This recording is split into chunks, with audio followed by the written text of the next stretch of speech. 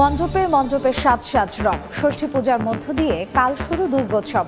বৃহস্পতিবারও ছুটি ঘোষণা। রংপুরে আইনশৃঙ্খলা বাহিনীর কয়েক স্তরের নিরাপত্তা বলয়। সংস্কার নাকি মহাপরিকল্পনা, কোন পথে হাঁটছে তিস্তা? এখনই সিদ্ধান্ত না নিলে হবে অর্থের অপচয়, বলছেন বিশ্লেষকরা। চলছে নিরীক্ষা, জানালো পানি উন্নয়ন বোর্ড। চোখ রাঙাচ্ছে ডেঙ্গু। রংপুরে এখন পর্যন্ত আক্রান্ত 81। মশক নিধনে নেই কার্যকরী পদক্ষেপ। ছিটানো ওষুধের কার্যকারিতা নিয়েও প্রশ্ন স্থানীয়দের।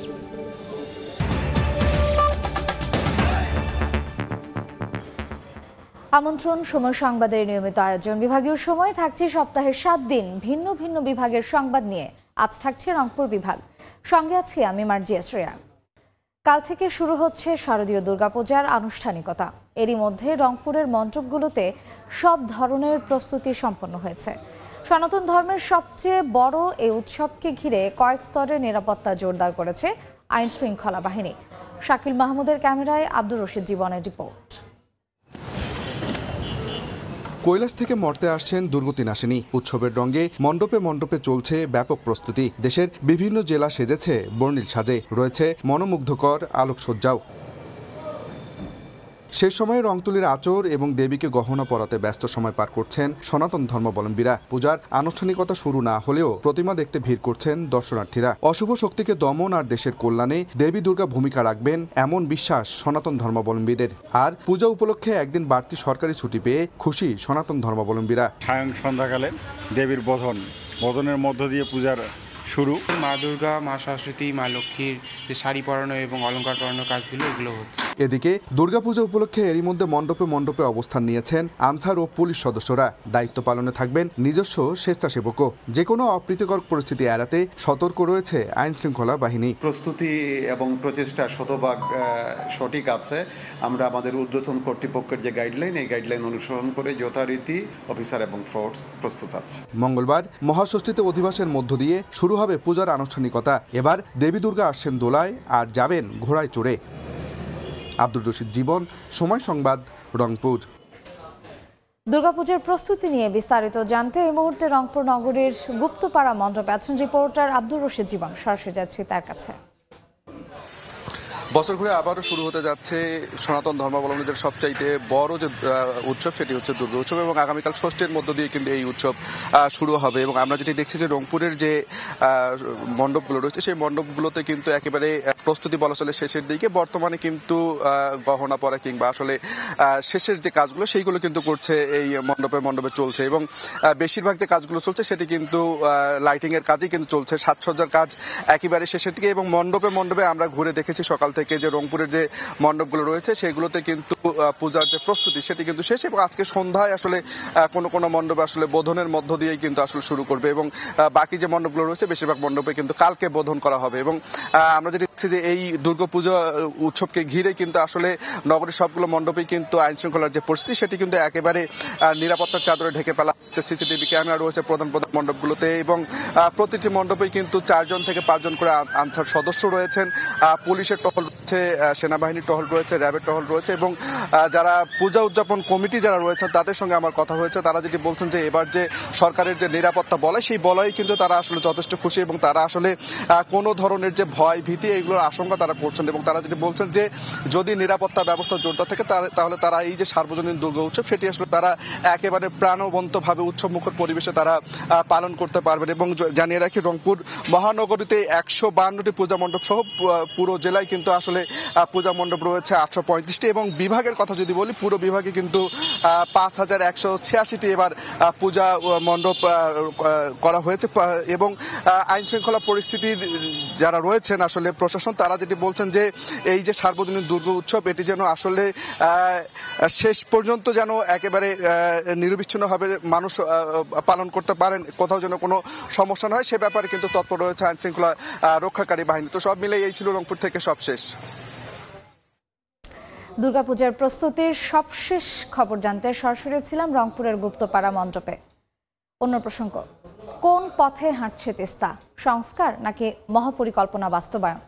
অধিকার কর্মীরা বলছেন তিস্তার যে কোনো সংস্কারই করতে হবে মহাপরিকল্পনার সমীক্ষা ধরেই, নইলে এটি শুধু অর্থের অপচয় হবে। পানি উন্নয়ন বোর্ডের মহাপরিচালক জানালেন, তিস্তা সংস্কারে একটি নিরীক্ষা করা হচ্ছে, তাতে সর্বোচ্চ গুরুত্ব দেয়া হবে মহাপরিকল্পনার চূড়ান্ত সমীক্ষাকেই। শাকিল মাহমুদের ক্যামেরায় নাজমুল ইসলাম নিশাতের রিপোর্ট। পানির প্রশ্নে আন্তর্জাতিক নিয়মনীতির তোয়াক্কা না করেই দীর্ঘদিন ধরেই শুষ্ক মৌসুমে একতরফাভাবে পানি প্রত্যাহার করছে ভারত, আর বর্ষায় বাঁধ খুলে দিয়ে তৈরি করছে বন্যার মতো মহাদুর্যোগ, যার নেতিবাচক প্রভাব পড়ছে উত্তরের কৃষি, প্রাণবৈচিত্র্য ও জীবন জীবিকায়।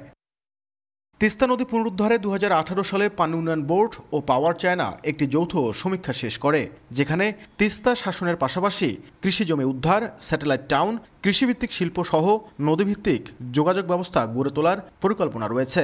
প্রকল্পটিতে চীন বিনিয়োগের আগ্রহ দেখালেও ভারতের হস্তক্ষেপে আটকে যায়। তিস্তা মহাপরিকল্পনা হিসেবে পরিচিত চীনের এই প্রকল্প বাস্তবায়নে নদীটির অববাহিকার 2 কোটি মানুষ আন্দোলন গড়ে তোলেন। পরবর্তীতে যা পরিণত হয় গণ আন্দোলনে। এই সরকার যদি চীনের সঙ্গে কোনো সম্পর্ক উন্নয়ন করতে চায়, তাহলে এই প্রকল্পের অর্থ তারা দিতে প্রস্তুত। আপাতত মহাপরিকল্পনার সিদ্ধান্ত চূড়ান্ত না হলেও তিস্তা সংস্কারে একটি নিরীক্ষা করছে পানি উন্নয়ন বোর্ড। যদিও নদী গবেষকরা বলছেন, মহাপরিকল্পনা ধরেই তিস্তা সংস্কারের উদ্যোগ না নিলে তা হবে অর্থের অপচয়। যদি নদীর ভিতরে ছোট ছোট কোনো প্রজেক্ট গ্রহণ করা হয়, তাহলে বৃহৎ চিন্তাটাকে মাথায় রেখে তারই অংশ বিশেষ হিসেবে বাস্তবায়ন করতে হবে। এলাকার মানুষকে সম্পৃক্ত করে কি করা দরকার সেই জিনিসটার জন্য। এদিকে তিস্তা কর্তৃপক্ষ গঠন করে নিজস্ব অর্থায়নে হলেও মহাপরিকল্পনা বাস্তবায়নে নদীটির অববাহিকার 12 উপজেলার বাসিন্দারা প্রধান উপদেষ্টা বরাবর স্মারকলিপি দিয়েছেন। নাজমুল ইসলাম নিশাত, সময় সংবাদ, রংপুর। বর্ষার শেষ সময়ে কুড়িগ্রামে ব্রহ্মপুত্র, ধরলা, দুধকুমার ও তিস্তার পানি বাড়া কমার সঙ্গে তীব্র হয়ে উঠেছে ভাঙন। বিলীন হয়েছে কমিউনিটি ক্লিনিক, বন্যা আশ্রয় কেন্দ্র সহ শত শত ঘরবাড়ি। তবে শুধু গুরুত্বপূর্ণ স্থাপনা রক্ষায় জরুরি ভিত্তিতে কাজ করার কথা বলে দায়মুক্ত পানি উন্নয়ন বোর্ড। জামিল মিয়ার ছবিতে বাদশাহ সৈকতের রিপোর্ট। বন্যা আশ্রয় কেন্দ্রের অর্ধেক ভবন ধরলার পেটে। এর আগে বিলীন কমিউনিটি ক্লিনিকের পাকা ভবন। একের পর এক বসতভিটাও গিলে খাচ্ছে নদী। খিদেরকুটি বন্যা আশ্রয় কেন্দ্রের এমন দৃশ্য কুড়িগ্রামের উলিপুরের বেগমগঞ্জ ইউনিয়নের। সদরের যাত্রাপুর ও রাজারহাটের ঘড়িয়ালডাঙ্গা, বিদ্যানন্দ সহ অন্তত 15টি পয়েন্টে তীব্র হয়ে উঠেছে ব্রহ্মপুত্র, ধরলা, দুধকুমার ও তিস্তা নদীর 2 পারের ভাঙন। ঘরবাড়ি সহ গাছপালা সরানোর সময়টুকুও দিচ্ছে না নদী। হুমকিতে শিক্ষা প্রতিষ্ঠান, মসজিদ সহ হাটবাজারও। যাত্রাপুর হাট আছে, বিজিবি ক্যাম্প আছে, তারপর সরকারি আরও প্রতিষ্ঠান, প্রাইমারি স্কুল আছে। ধারণার বাইরে এইভাবে যে ভাঙবে, মানুষ ঘর যে সরাবে এই সময়টুকু পায় না। দাদা আমি বলতে কি শুনি যে নদী খনন করবে, কিন্তু বাস্তবতা দেখতেছি না। তারা এমনভাবে কার্যক্রম নেয় শুধু ক্ষণিকের জন্য, কিন্তু ভাঙা বন্ধ হয় না। ভাঙনের শিকার পরিবারগুলো ঘরবাড়ি সরিয়ে অন্যের জায়গায় রাখলেও নতুন করে ঠিকানা মিলছে না তাদের। মানবেতর জীবন কাটছে ভুক্তভোগীদের। প্রথমবার ভাঙিয়ে একটু সারে তুলছি, আবার ফির ভাঙিয়ে অডে হাতে ভাঙিয়ে আর একটু সারে তুলছি। এখন তো জমি কিনে টাকা নাই, আমার তো কোনো থাকতেও জায়গা নাই। বাড়ি ঘরদের জন্য সরে নিয়ে যা রাখবে, তার জমা জমি কোনো জায়গায় নাই। পানি বাড়া কমার সঙ্গে জেলার প্রধান নদ নদীতে ভাঙনের কথা স্বীকার করে শুধু সরকারি স্থাপনা সহ ঘনবসতিপূর্ণ এলাকা রক্ষায় জরুরি ভিত্তিতে কাজ করার কথা জানায় পানি উন্নয়ন বোর্ড। সরকারি গুরুত্বপূর্ণ স্থাপনা যেখানে আছে বা ঘনবসতি, সেখানে জরুরি ভিত্তিতে কিছু কার্যক্রম শুরু করেছে জিওব্যাগ দ্বারা। এছাড়া ব্রহ্মপুত্র, ধরলা নদীতেও ভাঙন দেখা দিচ্ছে। আমরা বিভিন্ন সরকারি স্থাপনা দেখে আমরা কাজ বাস্তবায়ন শুরু করেছি। গত 1 সপ্তাহে নদী ভাঙনে ঘরবাড়ি হারিয়েছে 2 শতাধিক পরিবার। বাদশাহ সৈকত, সময় সংবাদ, কুড়িগ্রাম। নদী ভাঙনের খবর জানাতে এই মুহূর্তে গাইবান্ধার ফুলছড়িতে আছেন রিপোর্টার বিপ্লব ইসলাম। সরাসরি যাচ্ছি তার কাছে।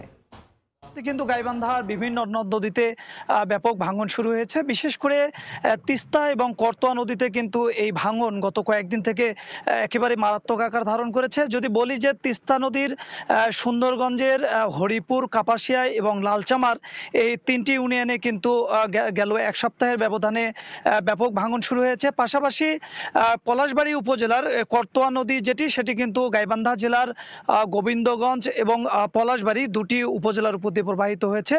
এই নদীটির গভীরতা বা নাব্যতা কিন্তু অনেক কম, একটু পানি হলেই কিন্তু এটি উপচে কিন্তু নদীর তীরবর্তী অঞ্চল কিন্তু ভাসিয়ে যায়।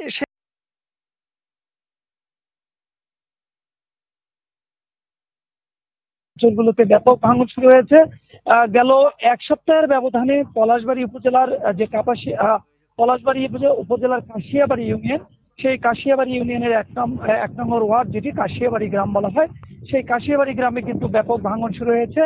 স্থানীয়রা যেটি বলেছেন যে এর আগে এই এলাকায় তেমন নদী ভাঙন ছিল না, কিন্তু গত এক সপ্তাহের ব্যবধানে এই এলাকার প্রায় অর্ধশতাধিক বাড়িঘর নদীগর্ভে বিলীন হয়েছে। তারা কিন্তু এই এলাকাটিতে কাজ করার জন্য স্থানীয় জনপ্রতিনিধি সহ পানি উন্নয়ন বোর্ডের কাছে একাধিকবার ধর্ণা দিয়েছেন বলে তারা জানান। তারা শতাধিক বাড়িঘর নদীগর্ভে বিলীন হয়েছে। তারা কিন্তু এই এলাকাটিতে কাজ করার জন্য স্থানীয় জনপ্রতিনিধি সহ পানি উন্নয়ন বোর্ডের কাছে একাধিকবার ধর্ণা দিয়েছেন বলে তারা জানান। তারা যেটি বলছেন যে এই এলাকার ভাঙন প্রতিরোধের জন্য তারা বিভিন্ন দপ্তরে বেশ কয়েকদিন থেকে ঘুরছেন, কিন্তু এ পর্যন্ত পানি উন্নয়ন বোর্ড কিন্তু কোনো ব্যবস্থা নেয়নি, যে কারণে কিন্তু ভাঙন প্রতিরোধে ব্যবস্থা না নিয়ে প্রতিদিনই কিন্তু ওই এলাকার বাড়িঘর ভাঙছে, আবাদি জমি যে বসতভিটা সেটি কিন্তু নদীগর্ভে বিলীন হয়ে যাচ্ছে। আমি পানি উন্নয়ন বোর্ডের সঙ্গে কথা বলেছি, তারা যেটি বলেছেন যে পানি কমার সঙ্গে সঙ্গে তিস্তা এবং করতোয়ার কিছু কিছু পয়েন্টে নদী ভাঙন দেখা দিয়েছে, সেগুলিতে জরুরি যে মেরামত, সে জরুরি মেরামতের জন্য তারা সংশ্লিষ্ট কর্তৃপক্ষের সঙ্গে কথা বলছেন। বরাদ্দ বা বাজেট পেলেই কিন্তু সে এলাকাগুলিতে কাজ করবেন বলে তারা আমাকে জানিয়েছেন। এই ভাঙন কবলিত এলাকাগুলির মানুষ কিন্তু চরম মানবেতর জীবনযাপন করছে বলে আমরা সরজমিনে দেখেছি। এই ছিল গাইবান্ধার তিস্তা এবং করতোয়া নদীর ভাঙন কবলিত এলাকার সর্বশেষ অবস্থা। নদী ভাঙনের সবশেষ খবর জানতে সরাসরি ছিলাম গাইবান্ধায়। বিভাগীয় সময় আরও থাকছে। ভেঙে পড়েছে পঞ্চগড় কুচিয়ামর সেতুর সংযোগ সড়কের একাংশ। ঝুঁকি নিয়ে 50 গ্রামের বাসিন্দাদের যাতায়াত। সংশ্লিষ্ট কর্তৃপক্ষকে অবহিত করেও মিলছে না সমাধান। লাফিয়ে লাফিয়ে বাড়ছে ডেঙ্গু। শুধু রংপুর জেলাতেই এখন পর্যন্ত আক্রান্তের সংখ্যা 81। অথচ মশক নিধনে এখনও কোনো কার্যকরী পদক্ষেপ নিতে পারেনি সিটি কর্পোরেশন। নগরবাসী বলছেন, শহরের ভেতর দিয়ে বয়ে যাওয়া শ্যামা সুন্দরী খাল সংস্কার না করার কারণেই বংশ বিস্তার করছে ডেঙ্গু। শাকিল মাহমুদের ক্যামেরায় আব্দুর রশিদ জীবনের রিপোর্ট। দিনের বেলায় মশারির ভেতর অবস্থানের এমন দৃশ্যে অনেকটা স্পষ্ট মশার উপদ্রবে কতটা অতিষ্ঠ নগরবাসী। রংপুরে প্রতিদিনে বাড়ছে ডেঙ্গু আক্রান্তের সংখ্যা। তবে ডেঙ্গুর চোখ রাঙানিতে সবাই যখন আতঙ্কিত, তখন মশক নিধনে উদাসীন সিটি কর্পোরেশন। প্রায় 18 কিলোমিটারের এই শ্যামাসুন্দরী খাল এখন মশা উৎপাদনের কারখানায় পরিণত হয়েছে। মশাবাহিত বিভিন্ন রোগ জীবাণু থেকে রক্ষায় যে খাল খনন করা হয়েছিল, সেই খালই এখন দীর্ঘদিনের দখল আর দূষণের কারণে নগরবাসীর গলার কাটায় পরিণত হয়েছে। নগরবাসীর অভিযোগ, দীর্ঘদিন সংস্কার না করায় শ্যামাসুন্দরী খাল সহ ড্রেন ও জলাশয়গুলো ডেঙ্গুর প্রজনন ক্ষেত্রে পরিণত হয়েছে। এছাড়া মশক নিধনে ছিটানো ওষুধের কার্যকারিতা নিয়েও প্রশ্ন তুলেছেন তারা। সারাক্ষণ তার মশারির ভেতরে থাকা যায় না, সম্ভব না, কিছু না কিছুর জন্য তো বের হতে হয়। আর এত মশা ভয়াবহ যে বলে বোঝানো যাবে না। খেলাধুলা করতে পারি না হচ্ছে ইয়ার জন্য, মশার জন্য। যে স্প্রেটা করে এটাতে যে খুব বেশি মশা মরে তাও মনে হয় না, শুধু একটু গন্ধই ছড়ায়, এটুকুই বুঝতে পারি। তবে সিটি কর্পোরেশনের দাবি, প্রতিটি ওয়ার্ডে ফগার মেশিন ও স্প্রে দিয়ে মশার ওষুধ ছিটানো হচ্ছে। আর ডেঙ্গু আক্রান্ত রোগীদের দ্রুত চিকিৎসায় সব ধরনের প্রস্তুতির কথা জানান সিভিল সার্জন। চেষ্টা করছি যে আমাদের রংপুর সিটি কর্পোরেশনকে যাতে ডেঙ্গু বা অন্যান্য মশাবাহিত রোগ থেকে আমরা সুরক্ষিত রাখতে পারি, সেই বিষয়ে আমরা কার্যক্রম পরিচালনা করে যাচ্ছি। যে কোনোভাবেই যদি ডেঙ্গির প্রকোপ বেশি হয়, সেই ক্ষেত্রে ম্যানেজমেন্টের দিক থেকে আমরা পুরোপুরি প্রস্তুত, যাতে কোনো ডেঙ্গির মানুষের কোনো জীবননাশের হুমকি হয়ে না দাঁড়ায়। চলতি মৌসুমে রংপুরে এখন পর্যন্ত ডেঙ্গু আক্রান্ত 81 জন। আব্দুর রশিদ জীবন, সময় সংবাদ, রংপুর। ডেঙ্গু পরিস্থিতির খবর জানাতে এই মুহূর্তে কুড়িগ্রাম জেনারেল হাসপাতালে আছেন রিপোর্টার বাদশাহ সৈকত। সরাসরি যাচ্ছি তার কাছে। কুড়িগ্রামের যে ডেঙ্গু পরিস্থিতি সেটি কিন্তু বলা চলে যে অবনতির দিকে যাচ্ছে, কেননা কুড়িগ্রাম জেলার দেশের একটি সীমান্তবর্তী জেলা হওয়ায় এখানে কিন্তু অসংখ্য মানুষ কিন্তু ঢাকা সহ চট্টগ্রাম বিভিন্ন জায়গায় কিন্তু কাজের সন্ধানে যায়। বিশেষ করে এই মানুষগুলো যখন ফিরে আসে তারা কিন্তু জ্বরে আক্রান্ত হয়ে আসে এবং এখানে পরীক্ষা নিরীক্ষা করার পর জানা যায় যে তারা ডেঙ্গু রোগে আক্রান্ত হয়েছে। পাশাপাশি আমি কুড়িগ্রাম জেনারেল হাসপাতালে খোঁজ নিয়েছি এবং উপজেলা স্বাস্থ্য কমপ্লেক্সগুলোতে খোঁজ নিয়েছি। তারা জানিয়ে জানিয়েছেন যে বিশেষ করে উপজেলা স্বাস্থ্য কমপ্লেক্সগুলোতে ডেঙ্গু রোগীর পরিসংখ্যান তেমনটা নেই। তবে কুড়িগ্রাম জেনারেল হাসপাতালে যে 250 শয্যা জেনারেল হাসপাতাল রয়েছে সেই হাসপাতালে কিন্তু ডেঙ্গু রোগীর সংখ্যা বাড়ছে দিনকে দিন। আমি কুড়িগ্রামের যে জেনারেল হাসপাতালের তত্ত্বাবধায়ক তার সাথে কথা বলেছি, তিনি আমাকে জানিয়েছেন যে গতকাল কিন্তু 14 জন রোগী এখানে ভর্তি ছিল, আর আজ ভর্তি রোগীর সংখ্যা ডেঙ্গু রোগীর সংখ্যা রয়েছে 10 জন।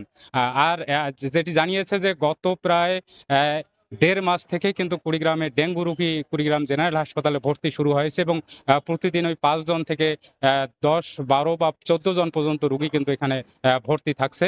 এবং আরেকটি বিষয় হলো যে কুড়িগ্রাম পৌরসভার যে বর্জ্য ব্যবস্থাপনা, সেটির কিন্তু বর্জ্য ব্যবস্থাপনার কোনো জায়গা নেই, যার কারণে কিন্তু যেখানে সেখানে যে বর্জ্য ফেলা হচ্ছে, যার কারণে কিন্তু এর প্রকোপ বাড়ছে। যদিও এর আগে আমরা যেটি জেনেছি যে এর আগে কিন্তু এখানে বলা চলে যে ডেঙ্গু রোগীর সংখ্যা ছিল গত বছর বা তার আগের বছরগুলোতে সেই ডেঙ্গু রোগীর সংখ্যা কিন্তু মূলত যে ঢাকা থেকে আসা লোকজনেরই ছিল, কিন্তু এবার স্থানীয়ভাবে কিন্তু আক্রান্ত হচ্ছে। এর পরিমাণ কিন্তু প্রতিদিনই বাড়ছে এবং বলা চলে যে এখানে ডেঙ্গু পরিস্থিতি অবনতির দিকে যাচ্ছে। এই ছিল কুড়িগ্রামের ডেঙ্গু পরিস্থিতির সর্বশেষ। সরাসরি ছিলাম কুড়িগ্রাম জেনারেল হাসপাতালে। গাইবান্ধার ফুলছড়ির এক মুক্তিযোদ্ধার সন্তান পরিচয়ে ভাতার টাকা উত্তোলনের অভিযোগ উঠেছে ময়মনসিংহের গফরগাঁওয়ের এক ব্যক্তির বিরুদ্ধে। দীর্ঘদিন বিভিন্ন দফতরে ধর্ণা দিয়েও মিলছে না কোনো সুরাহা। তবে অভিযুক্ত ব্যক্তির দাবি তিনি প্রকৃত ভাতাভোগী। বিষয়টি তদন্ত করে ব্যবস্থা নিতে 5 সদস্যের কমিটি গঠন করা হয়েছে, জানালেন উপজেলা নির্বাহী কর্মকর্তা। গাইবান্ধার ফুলছড়ি উপজেলার হোসেনপুর গ্রামের মৃত আমির উদ্দিন সরকারের ছেলে বীর মুক্তিযোদ্ধা আব্দুল গফুর সরকার, তার দিনমজুর ও অসচ্ছল 2 ছেলে জীবিত থাকলেও মুক্তিযোদ্ধার মাসিক সম্মানী ভাতা সহ সব সুযোগ সুবিধা ভোগ করছেন আরেকজন। ভুক্তভোগী ও স্থানীয় মুক্তিযোদ্ধারা জানান, বাবার নামের সঙ্গে মিল থাকার সুবিধা নিয়ে ময়মনসিংহ জেলার গফুরগাঁও উপজেলার আলালপুর গ্রামের মৃত গফুর সরকারের ছেলে মোহাম্মদ আবুল কালাম বিভিন্ন দপ্তরকে ম্যানেজ করে দীর্ঘদিন থেকে মুক্তিযোদ্ধা ভাতা সহ যাবতীয় সুযোগ সুবিধা ভোগ করে আসছেন। আবুল কালাম হোসেনপুর গ্রামের বাসিন্দাও নন। স্থানীয় ইউনিয়ন পরিষদের জনপ্রতিনিধিদের সিল ও স্বাক্ষর জাল করে দাখিল করেছেন নাগরিকত্ব ও জন্ম নিবন্ধন। আমরা ভাতা না পাইয়া গফুরগাঁয়ের এক লোক সে ভাতা খাচ্ছে। 22 সাল থেকে এটা ঘোরাঘুরি করতেছি, এটার আমরা কোনো সুরাহা পাই না। এদিকে মুক্তিযোদ্ধা ভাতার সুবিধা নেওয়া আবুল কালামের দেয়া বিভিন্ন কাগজপত্রের ঠিকানা অনুসারে খোঁজ করে পাওয়া যায়নি তাকে। তবে মুঠোফোনে অভিযোগ অস্বীকার করে দাবি করেন তিনি মুক্তিযোদ্ধা আব্দুল গফুরের ছেলে। নদী ভাঙনে বাড়িঘর বিলীন হওয়ায় এখন বসবাস করছেন অন্যত্র। আমার বাপের যুদ্ধ না করলে কে কাগজ তুলে যেতে পারতো? আমি যে নদী ভাঙে আমি ময়মনসিংহ আইছি, 30 শতাংশ জমি কিনে তারপরে ওইখানে বাড়ি করছি। ভাতা প্রদানে ওয়ারিশ সংক্রান্ত জটিলতা তদন্তে গঠিত 5 সদস্যের কমিটির প্রতিবেদনের আলোকে ব্যবস্থা নেওয়া হবে বলে জানালেন উপজেলা নির্বাহী কর্মকর্তা।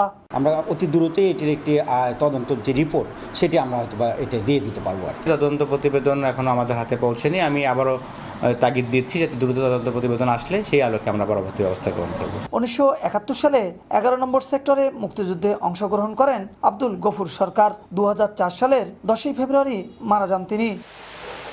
বিপ্লব ইসলাম, সময় সংবাদ, গাইবান্ধা। বিভাগীয় সময় আরও থাকছে। ভারী বৃষ্টির কারণে সামান্য দেরি হলেও নীলফামারীতে পুরো দমে চলছে আগাম আলু রোপণ। 31 অক্টোবর পর্যন্ত চলবে কর্মযজ্ঞ। বীজ রক্ষায় রোপণ ও কারিগরি সহায়তা। গত 4 মাস ধরে পঞ্চগড় সদরের কুচিয়ামোড় এলাকার স্লুইস গেট সেতুর সংযোগ সড়কের এক অংশ ভেঙে পড়েছে। এতে বিপাকে পড়েছেন রাস্তার উভয় পাশের প্রায় 50 গ্রামের বাসিন্দা। ঝুঁকিতে স্লুইস গেট সেতু সহ পাশে থাকা ফকির মার্কেটটিও। স্থানীয়দের অভিযোগ, কর্তৃপক্ষকে অবগত করেও কোনো প্রতিকার পাচ্ছেন না তারা। মনিরুল ইসলামের তোলা ছবিতে সোহাগ হায়দারের রিপোর্ট। ভেঙে পড়েছে সেতুর সংযোগ সড়কের এক অংশ। সেই ভাঙনের পাশ দিয়ে ঝুঁকি নিয়ে চলছে পারাপার। পঞ্চগড় সদরের কুচিয়ামোড় এলাকার 4 মাস আগে কুচিয়ামোড় স্লুইস গেট সেতুর পাশে যাতায়াতের একমাত্র সড়কটির সংযোগ পয়েন্টের মাটি ভেঙে নদীতে বিলীন হয়ে গেছে। ভেঙে পড়েছে পাশে থাকা একটি মার্কেটের 5টি দোকানঘর। ঝুঁকিতে পড়েছে সেতু ও পাশের একটি মার্কেট। সেতুর ভাঙ্গা পয়েন্টের পাশে বাস দিয়ে অপর পাশ দিয়ে ঝুঁকি নিয়ে রাস্তা পারাপার হচ্ছেন সদরের কামাত কাজলদিঘি ও বোদা উপজেলার কাজলদিঘি সহ আশপাশের প্রায় 50টি গ্রামের বাসিন্দারা। স্থানীয়দের অভিযোগ, কর্তৃপক্ষকে বারবার অবগত করেও কোনো প্রতিকার পাচ্ছেন না তারা। মগনের যে দুই পাশে ভাঙে গেছে, ব্রিজটা ভাঙে গেছে, সামনে মাটি সরে গেছে, যোগাযোগ ব্যবস্থা খুব বিচ্ছিন্ন। 5-6 ফিট জায়গা যদি ভাঙে যায় তাহলে কোনো ভ্যানও যাতায়াত করতে পারবে না। অল্প দিনের মধ্যে এই কাজটি সংস্কার করা হয় এবং প্রয়োজনীয় ব্যবস্থা নেওয়া হয়। তবে স্থানীয় সরকার প্রকৌশল অধিদপ্তর বলছে নদী খননের পর পানি নেমে যাওয়ায় দেখা দিয়েছে এই ভাঙ্গন। বালির বস্তা দিয়ে অ্যাপ্রোচ সড়ক ঠেকানোর চেষ্টা করেছি। আজকে আমরা আসছি যে এখানে পার্মানেন্ট প্রোটেকশন দেওয়ার কিভাবে দেওয়া যায় সেটা দেখার জন্য। স্থানীয় সরকার প্রকৌশল অধিদপ্তরের কুচিয়ামোড় তালমাসপাড়া উপপ্রকল্পের আওতায় পানি সংরক্ষণে 2004 সালে নির্মাণ হয় এই স্লুইস গেটটি। ছাত্র আন্দোলনে নিহত আবু সাইদকে সন্ত্রাসী বলা লালমনিরহাটের নির্বাহী ম্যাজিস্ট্রেট তাপসী তাবাসসুম উর্মিকে চাকরি থেকে স্থায়ী বহিষ্কারের দাবিতে বিক্ষোভ হয়েছে। দুপুরে লালমনিরহাট জেলা প্রশাসকের কার্যালয়ের সামনে বৈষম্য বিরোধী ছাত্র আন্দোলনের শিক্ষার্থীদের সঙ্গে বিক্ষোভে যোগ দেন সচেতন নাগরিক সমাজের প্রতিনিধিরাও। এ সময় তারা জানান, শিগগিরই অভিযুক্ত নির্বাহী ম্যাজিস্ট্রেট ও তার সহযোগীদের শনাক্ত করে আইনের আওতায় আনতে হবে। রাষ্ট্রের কর্মকর্তা হয়ে রাষ্ট্রের বিরুদ্ধে অবস্থান নিয়ে তিনি চরম অপরাধ করেছেন। অভিযুক্ত উর্মিকে স্থায়ী বহিষ্কার করে বিচারেরও দাবি জানান তারা।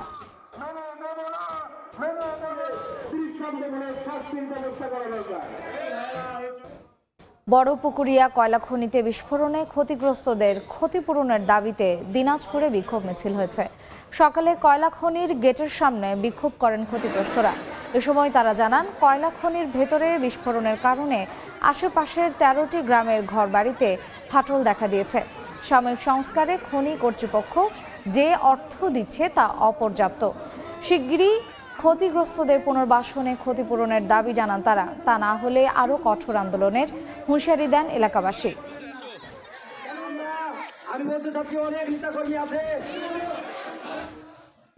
150 বছরের পুরানো রংপুর বিভাগীয় রেল স্টেশনটিতে দীর্ঘ সময়েও লাগেনি উন্নয়নের ছোঁয়া।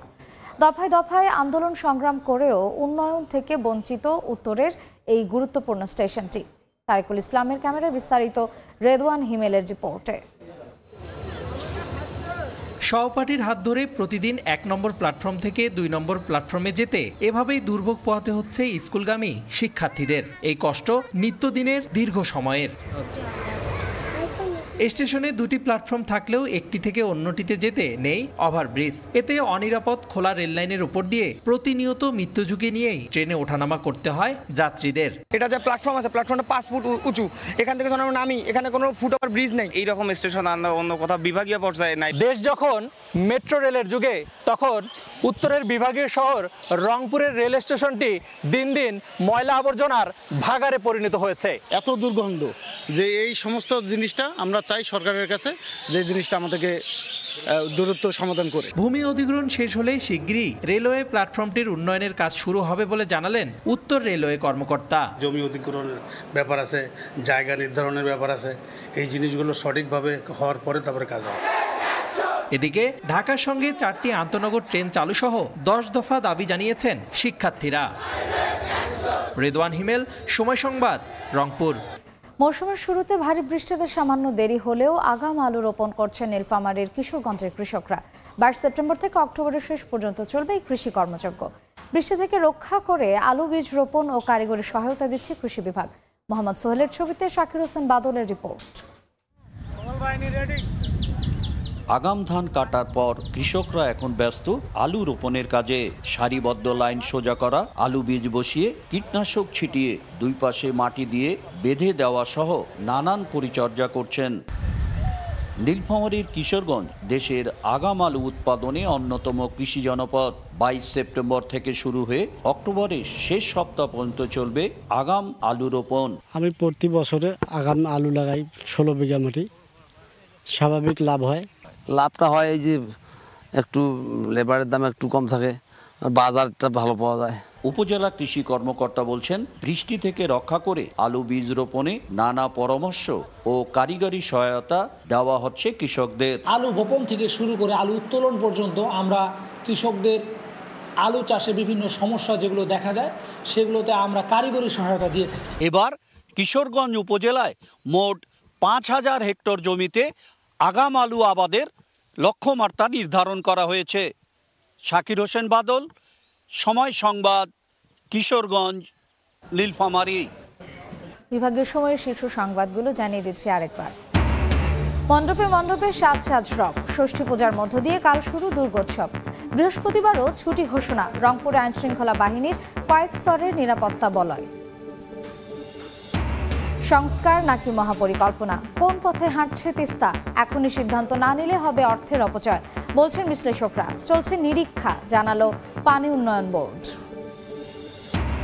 এবং চোখ রাঙাচ্ছে ডেঙ্গু, রংপুরে এখন পর্যন্ত আক্রান্ত 81। মশক নিধনে নেই কার্যকরী পদক্ষেপ, ছিটানো ওষুধের কার্যকারিতা নিয়েও প্রশ্ন স্থানীয়দের।